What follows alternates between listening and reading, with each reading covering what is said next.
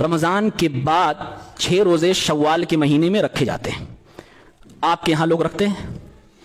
میرا خیال ہے نہیں رکھتے ہوں گے. اللہ کے نبی کی صاف حدیث ہے.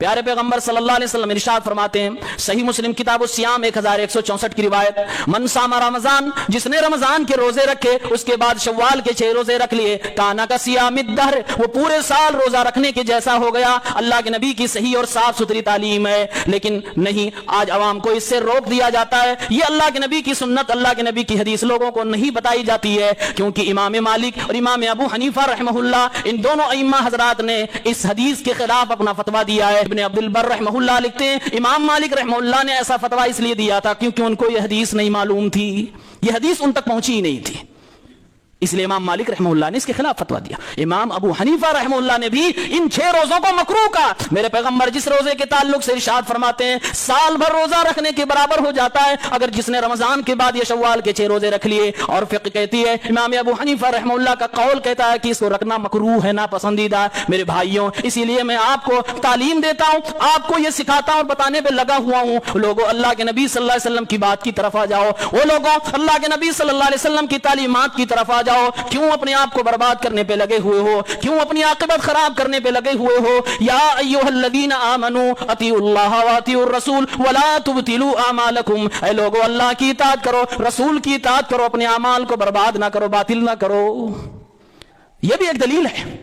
بڑا دعویٰ, بڑا چیلنج ہوتا ہے, فقہ حنفی کی کوئی ایسی بات ثابت کر دو جو قرآن و سنت کے خلاف ہو, میں اہل حدیث ہونے کو تیار ہوں. میں نے 5 مثالیں تقریباً آپ کو دے دی ہیں. اب اگر آپ کے پاس جگر ہے اپنی بات پہ, اگر آپ صحیح اور گردہ آپ کے پاس صحیح سلامت ہے تو ان مسئلوں کا جواب دے دو, اپنی طرف سے کوئی دلیل پیش کر دو کہ اللہ کے نبی کی ان حدیثوں کو ہم اس لیے نہیں مانتے, ہمارے پاس یہ اسباب ہیں. یا پھر صحیح سالم طریقے سے, انصاف کے طریقے سے اپنے آپ کو اہل حدیث کہلاؤ, اپنے آپ کو اہل حدیث ہونے کا اعلان کر دو, جیسا کہ آپ کا چیلنج اور دعویٰ ہے.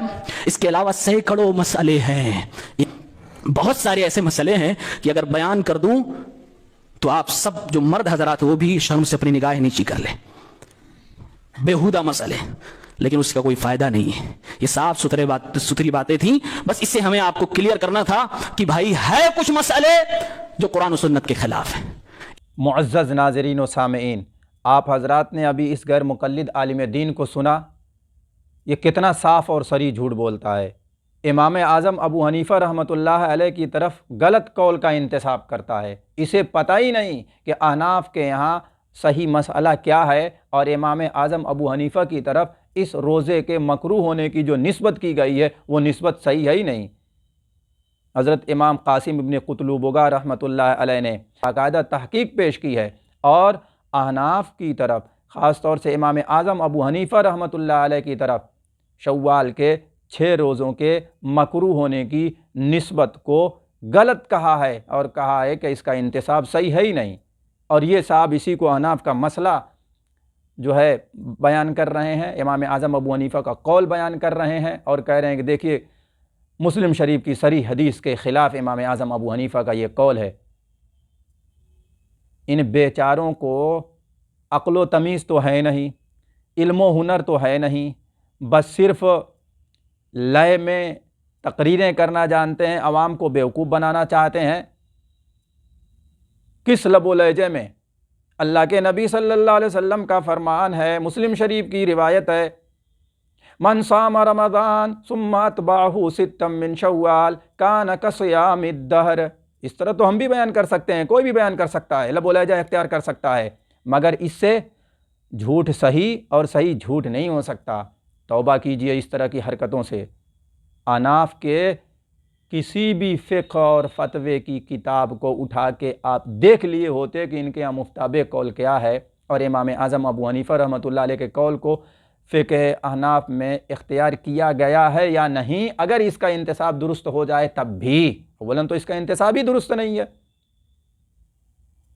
متأخرین نے جو ہے امام اعظم ابو حنیفہ کی طرف اس قول کی جو نسبت کی گئی ہے اس کو مانا ہی نہیں ہے, اس کو لیا ہی نہیں ہے, مستحب ہونے کے وہ قائل ہیں.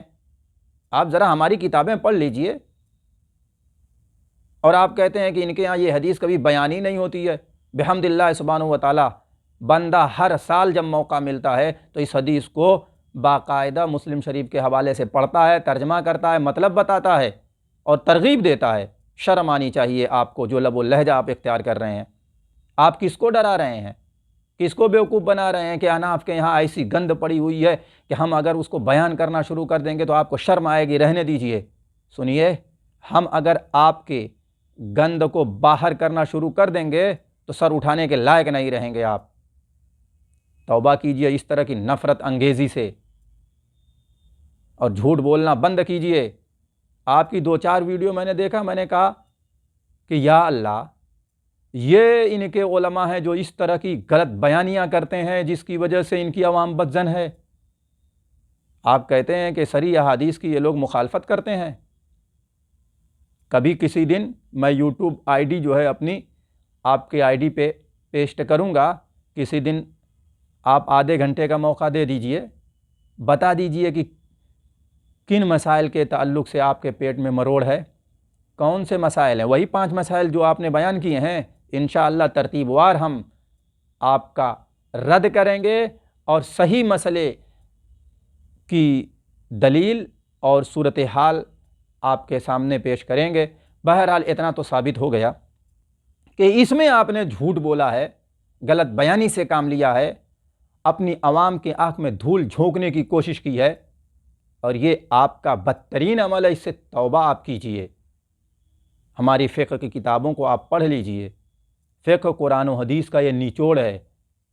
آپ بھی تقلید کرتے ہیں، ایسا نہیں کہ تقلید نہیں کرتے، بس ہم لوگ مقلد ہیں ائمہ اربعہ کے، آپ مقلد ہیں ائمہ اربعہ کے علاوہ کے، جن کو ہم کہتے ہیں غیر کے مقلد۔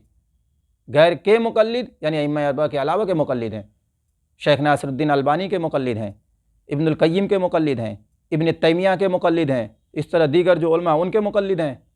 آپ کو شرم آنی چاہیے اس طرح کی حرکتیں کرنے سے۔ اللہ تعالیٰ آپ کو ہدایت دے۔